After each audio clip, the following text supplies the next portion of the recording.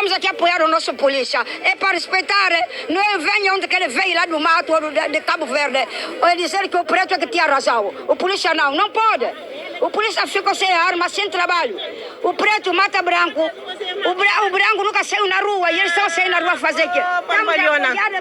Polícia, não quero aqui político aqui, não quero aqui político. A senhora também veio nesta manifestação, mas estão com opiniões distintas. Não vem provocar aqui. Está a vir provocar o português. Vai-te embora. Vai-te embora. É valorizado. Eu quero a polícia trabalhar, não quero a polícia em casa. Eu sou preta, mas gosto do branco, não gosto do preto. Estou a andar. Portanto, uma manifestante que se cruzou agora com uma pessoa que passava aqui casando por este... Começamos esta intervenção por lamentar a morte do cidadão Odair Muniz, 43 anos, deixa 3 filhos sem pai, que foi morto depois na sequência de uma perseguição policial em que seguia na sua própria viatura. O seu nome, infelizmente, junta-se a tantos outros. Ângelo Semedo, 17 anos, da Cova da Moura, morto pelas costas. Manuel Pereira, 24 anos, do bairro da Boa Vista de Setúbal, morto à queima-roupa com uma shotgun. De Carlos Reis, 20 anos, baleado na cabeça durante uma operação stop. Cucu, 14 anos, encurralado na Falagueira, abatido à queima-roupa. MC Snake, 30 anos, abatido com o carro imobilizado. Diogo Seidi, 15 anos, faleceu no hospital após tortura na esquadra de Alfragide. Esquadra de Alfragide. Essa esquadra que foi o palco de uma tortura vil a dirigentes associativos e a jovens inocentes da Cova da Moura, depois de um comunicado mentiroso que envergonhou o Estado de Direito Democrático. Em Portugal, é 21 vezes mais provável uma pessoa ser morta pela polícia se for negra. É 5 vezes menos provável de aceder ao ensino superior se for negra. É 26% mais frequente uma pessoa negra exercer uma profissão pouco qualificada ou com mais esforço físico.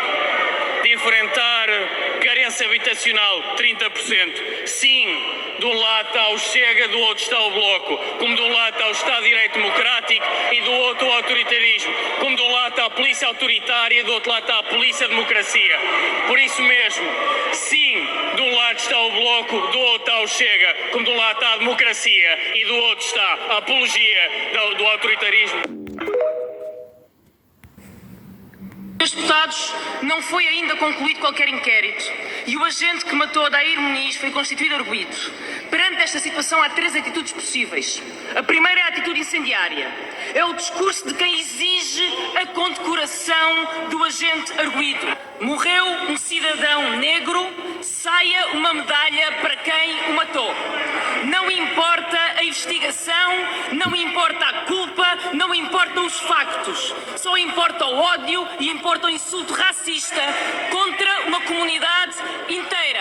São negros, são bandidos. São de bairros pobres, são da Cova da Moura, são da Damaia, são do Sambujal, são bandidos. É esta a atitude incendiária. A segunda atitude é a indiferença. É a atitude do governo. Aconteça o que acontecer, faça a polícia o fizer, morra quem morrer, o governo afirma confiança, sem hesitar, na versão policial. E daqui recordo uma coisa ao governo. A lei atribui às forças policiais o monopólio do uso da força e das armas. Mas essa força responde a um mandato democrático exercido por um órgão de soberania. E é em nome de todos os cidadãos e da República que as polícias devem atuar.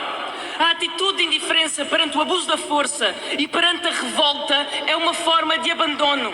E estão à vista os resultados de anos e anos desse abandono das populações mais pobres e sem acesso à justiça. E o abandono também é das forças policiais.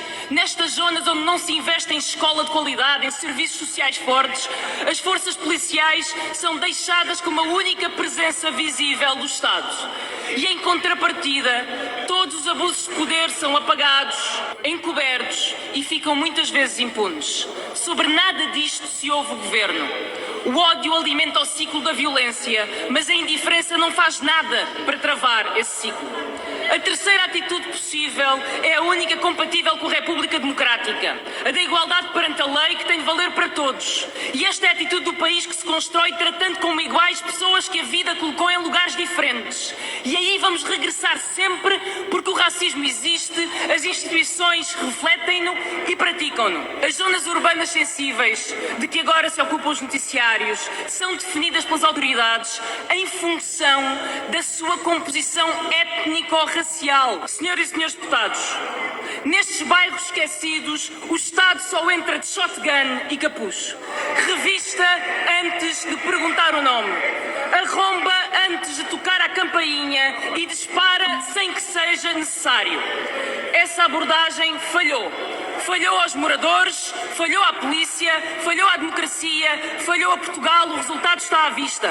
Os incêndios apagam-se com justiça e igualdade, que são as regras da nossa República. Morreu um homem num bairro e essa é a primeira questão. Apurar as circunstâncias em que ele morreu é essencial e não calar as vozes de indignação pela forma como a polícia age nestes bairros também é essencial para nós conseguirmos trazer paz e justiça. Mesmo que passe por incendiar quando o Primeiro-Ministro diz, autocarros e caixotes de lixo para circular. Quando o Primeiro-Ministro diz que é preciso bom senso, eu relembro o caso que nós temos aqui.